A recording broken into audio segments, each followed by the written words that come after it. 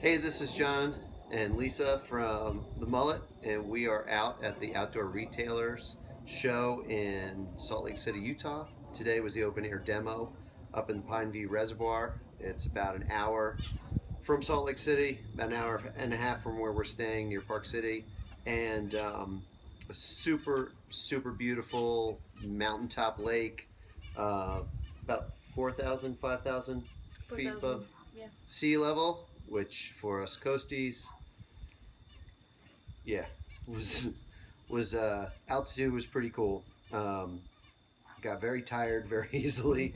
Lots of sun, super hot, no humidity. Very hard to stay hydrated and avoid being low drated. Um, so, Gotta uh, do a big shout out to Joe Bark, who kept me monitoring my sunscreen levels today. yes, you really needed it. I didn't do as well, but we'll work on that. So, you park, take a shuttle bus over there. First thing we see is Zane Schweitzer, which was kind of a joy because both of us think he's amazing. So Zane ran over. He was at the Starboard tent. They were most of the groups were having their meetings early on. It opened at 8. We got there at 8. Most of the people get there around 10 to start demoing things. So we had kind of a little bit of a preview while people were setting up and walked around and got the lay of the land and figured out what we were going to do. Got some coffee, that kind of thing.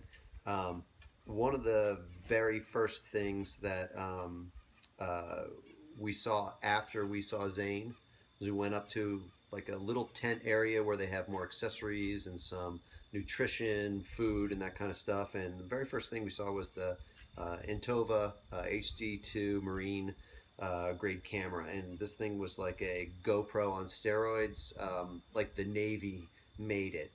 Stainless steel fixtures. It had can go down to 300 feet. It had a zoom. It had a screen. Retailed at $350. $350. Um, we And both. compact size. Yeah. Very much like GoPro, just a little bit bigger, but I think the thing that stood out is it's got the zoom capability, Yeah. which And the is screen. really, and the screen, super awesome. Yeah. We were able to see a lot of there weren't as many pros this time around, but as we're walking up there, of course, there's Dave Kalama here with Imagine, his brand, and just paddling around. Seychelle, Travis Grant, number of pros coming to support their brands supporting pros. Pretty cool. So once we got something to eat and walked around, uh, first stop was SIC. Um, and I took out the FX14 Pro, which is, I think, a really good, more intermediate board. Very fast. I really like the hulls on those SICs. I've ridden the Pro Light, and that's a real advanced board. Maybe flat water, more of an intermediate board, but this FX Pro I thought was super solid, super stable, fast. I love how they build their boards, and you got a chance to ride the replacement for the Recon. Yeah, you back up. The FX board, Pro. If you could only have one board, I think that would be a great thing to consider Good because it option. does so well in so many different kinds of conditions. But yeah, I jumped on the 10-foot replacement for the Recon series. This is it's called the Feel Good, and it's a women's specific board, which is really kind of cool. Very stable, a great all around board, yet it's really nimble and very maneuverable.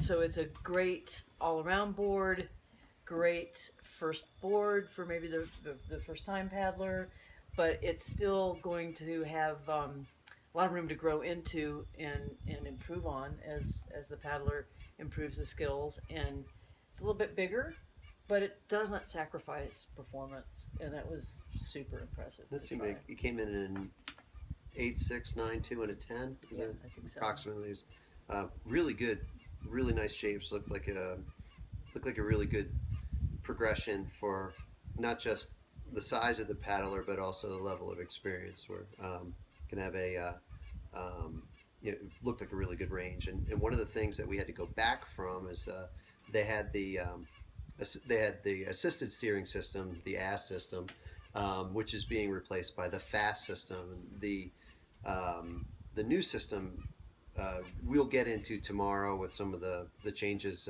just the technology of it, but it's really cool stuff. We had to go back, and Lisa had a chance to actually try that out on the touring board. I tried it out on the FX touring board, both 12.6 and 14, and having that rudder steering capability at your feet could really be a game changer, especially on the shorter board. In a crosswind, cross chop setting, having that capability to use your feet to help steer, it's going to make the whole experience in paddling in those kind of conditions a lot better, a lot easier to take that stress and strain off of the shoulders in paddling. The 14, great board, a lot of volume on it. Really, really kind of big.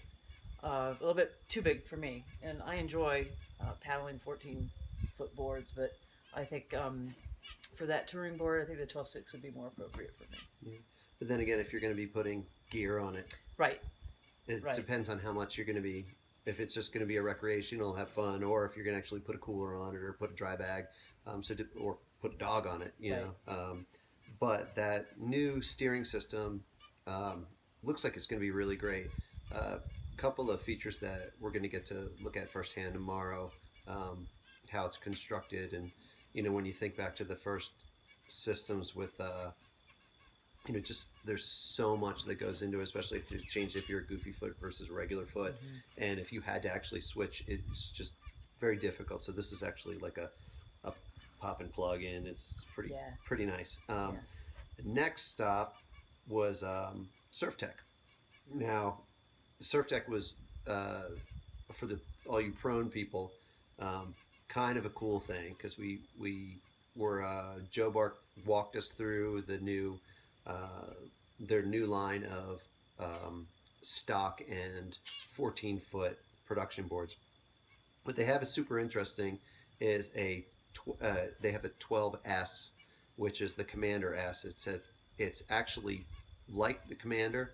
So you have the Commander Light, which is for paddlers under 160 pounds, I believe. Women paddlers in particular, this was a good board, although some of one of the pros, Lecky Lansdowne, actually paddled the Pro Light in the M2O last weekend.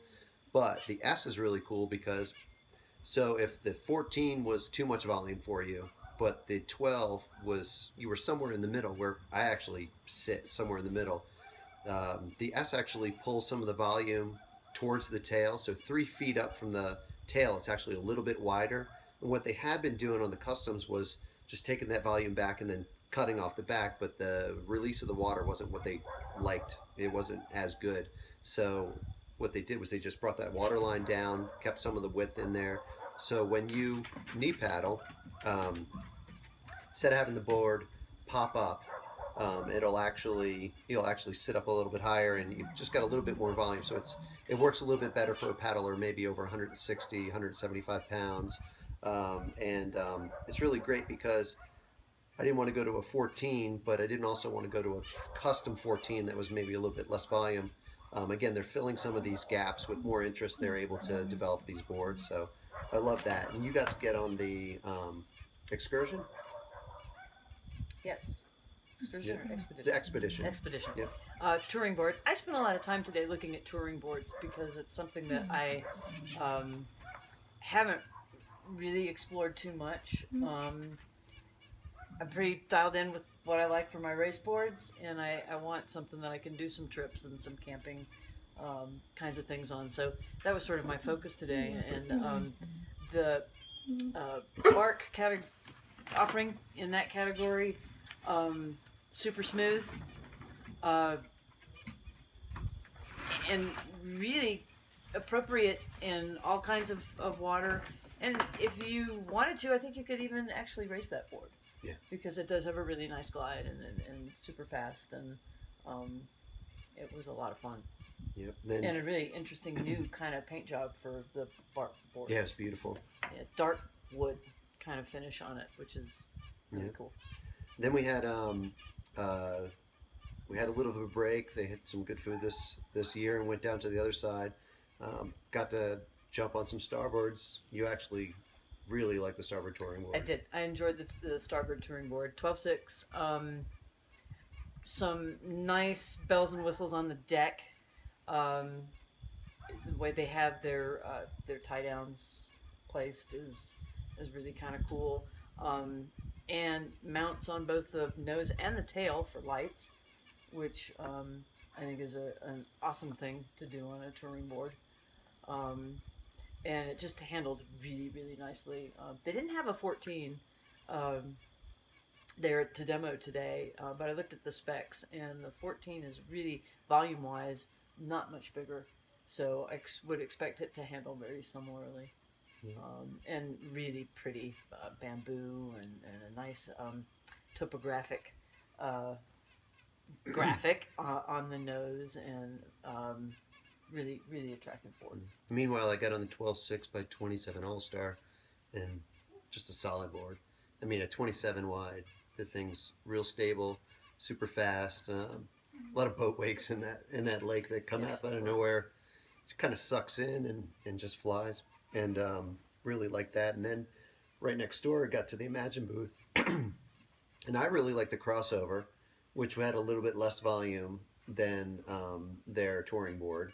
Um, but I thought it'd be fun. It was like a coastal cruiser, and it seemed like something you can go along, you can catch some waves, you could just seemed like a fun board. And on that same line, there was another board from Boardworks called the Verve. It was an 11.0, and that was a lot of fun too. It's just they both seemed like boards you could just pick up, throw in the car, head down, and just jump on and go have fun.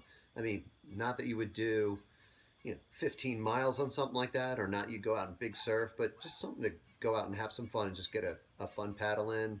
I thought both that the Boardworks Verve and that Imagine crossover were real good options. And then got to jump over to, we actually both got shocked by these two boards that honestly I've walked past for years, because the first one I stood on was like, I don't know, it's got to be over 400 pounds. And it was from Live. It was the L2, and they're Standamarans. They're like a dual hull platform, and what they've done is they've got a 12.6 and a 14 L2 fish, and the 12.6 is 25 pounds now, and the 14 is 35 pounds, and the 14 can hold 700 pounds of cargo. So the fact that we could move these things, You even pivot turned on yeah, one of them. it was, you can get back and you can actually, because I was getting razzed by a couple of people on shore, like, yeah, let's see you turn that board, And you and I did. could, and I was actually shocked, and it was a super stable platform. You could walk around on it. I can see sight casting on it. I can see actually catching fish on that and not getting pulled off that board or having to worry. And with the wakes coming through, it's And kind of shocking. And I was having this whole kind of Tom Sawyer thing going on when I paddled it, and could very easily envision it on a wider, uh, slower moving southern style river. And again, being able to load it up with gear for a 3-day camping trip or that sort of thing. And I was surprised. It was a lot of fun. And then I think the the one, overall, looking at the day, or a lot of people were wondering, because every time you come to these things, the retailers are going to say, is there a lot of foot traffic? And the exhibitors and the retailers are like, what's new, what's different? And I think the propensity, or the tendency, is to try and say it's not as good as last year, or there's some doom and gloom every once in a while. I thought this year had as much traffic as last year. It sure wasn't the height that we saw maybe 4 or 5 years ago. There were still some new companies. There were definitely some omissions. There were a lot of people that were not here this year. Actually, that was one thing that you were very surprised about, the lack of paddle companies. Yeah. So here we are, demoing these amazing boards, some that are super high performance boards, but with paddles that don't match. And I think it would have been really nice to have been able to sort of demo with a paddle that matches the board to really get a good feel for Yeah. how those two things go together, because the paddle is, well, it's called stand up paddling, and the paddle is really so important. Yeah, and it was weird because you'd have these like super heavy adjustable paddles with some of these boards, and it's like almost drop you off the board. And when you're used to a V drive or you're used to one of these a higher end paddle, um, it almost distracts you from the experience of the board. And I will say this: Starboard has an Starboard, adjustable. yeah, that was really nice. That is really, really nice. Then it comes in both a 2 and a 3 piece, and that was Yeah. really, really a good. And the good Hobie fit. had a nice paddle too. It was And it was SIC. really- yeah, SIC has exactly. a new They had paddle. a great one. Yeah. That was impressive. So it wasn't across the board, but again, when you have some paddle manufacturers that are definitely way above the rest, and not having them there, it's almost like you needed it. It's like you didn't have the utensils to be able to really taste the food, and It's a really you're like good eating with analogy. your hands in a way. Yeah. But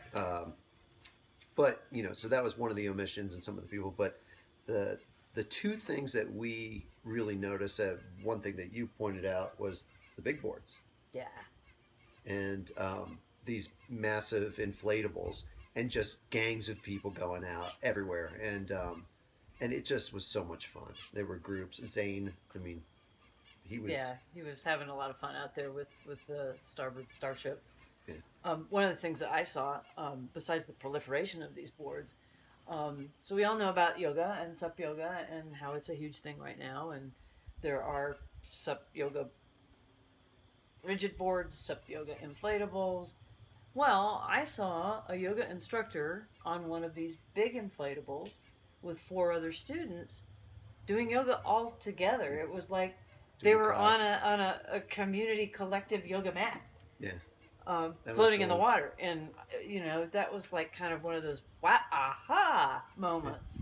And the one guy did a handstand, and then when he fell right off into the water, and then I mean it was a lot of fun. Very hot day, and but everybody was out there having a blast, and it was kind of neat because it brought back a lot of the community and fun. And even when you're not paddling it, people were swimming out and just jumping on them. And I can see a lot of those showing up at breaks pretty much everywhere. And the second thing that we saw is if there was really one product or one area that had the most foot traffic, the Hobie Mirage, which is their new pedal-driven An hybrid. elliptical machine on the water. Yeah, you're standing. There's handlebars. Your feet are up and going up and down like an elliptical machine, and they are fun. They're just, the bottom line is they're fun. You get on it, you start smiling. You've got what look to be brakes like you would have on a bike, but it's really turning right and left, and there's no way to stop it. You just stop pedaling and it slows down. So you tried it? Yeah, So and I got out of breath. and everyone I've seen on them is always smiling. Yeah. So And Travis Grant just got off one in front of me, and he was like, "I got to tell you, it was fun. I liked it." what's the smile factor? What is it that makes you? I mean, when you try it and you get going, You and the feel like smile is such breaking- a kook. And I hate saying, because it is. And I know I've had people say, "Oh, you coasties, you're so core. You can't be outside of surfing. You can't do something, And specifically the Capital Sup guys, they're like, "These are awesome. We're going to get 30 of these things, and we're going to have people on the water all day long, and it's going to change the dynamic of our inner harbor." I mean, people are going to love this, and they're going to have a blast. And I think, we talked about some production. I mean, a huge positive response to them. And you can't help but get caught up in the enthusiasm. It's totally contagious. You get on this thing and you're like running around out there, and you're flying. You go really fast, and for a stand-up board, you're not going 14 miles an hour, but you're going 6 miles an hour or more. And the faster that you jump up and down the faster you go, and you go so fast that if you turn, the thing turns at a 90-degree angle, you get thrown off it. But a lot of fun. Can you endo over those handlebars? I don't think you can, but you keep trying to turn it like this when you want to go. So there's a learning curve, but it's fun. And I really, there was a constant stream. Everyone made their way down there. Everyone tried that. And again, it speaks to the fact that we're part of a bigger paddling community, a bigger water family. And the more we get caught up in our little stand-up paddle bubble, the less we see the bigger picture of how much opportunity, how many people we can bring to the water, and how much fun they can have.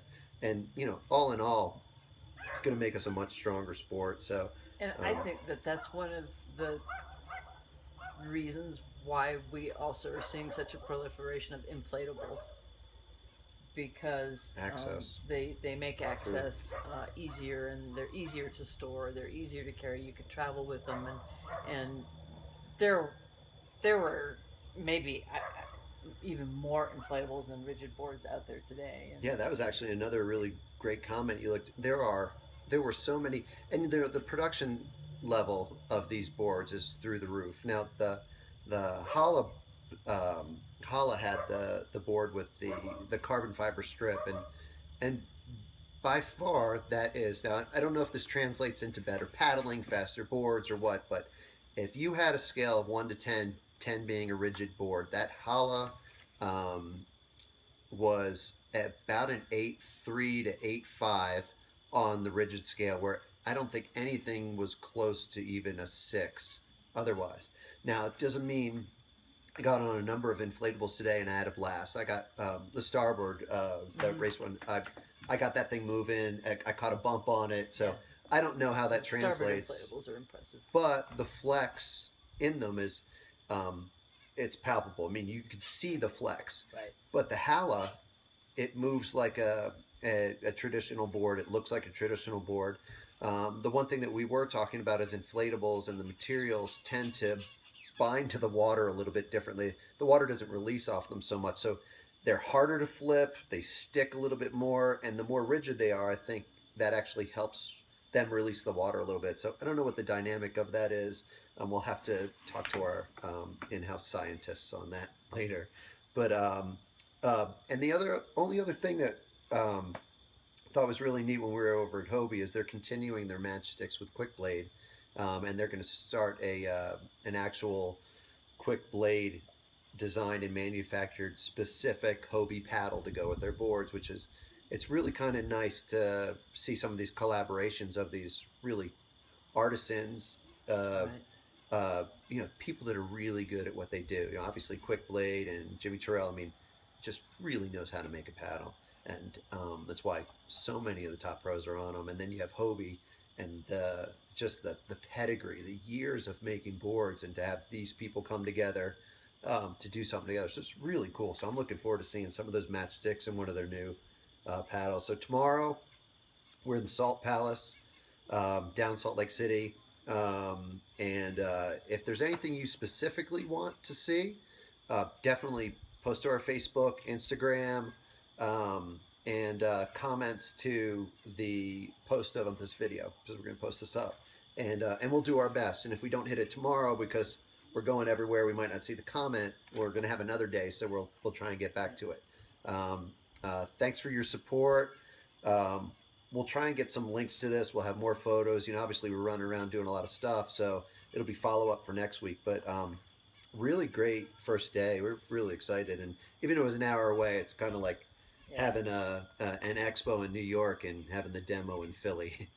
It's a long way to drive out there, but it's a good location.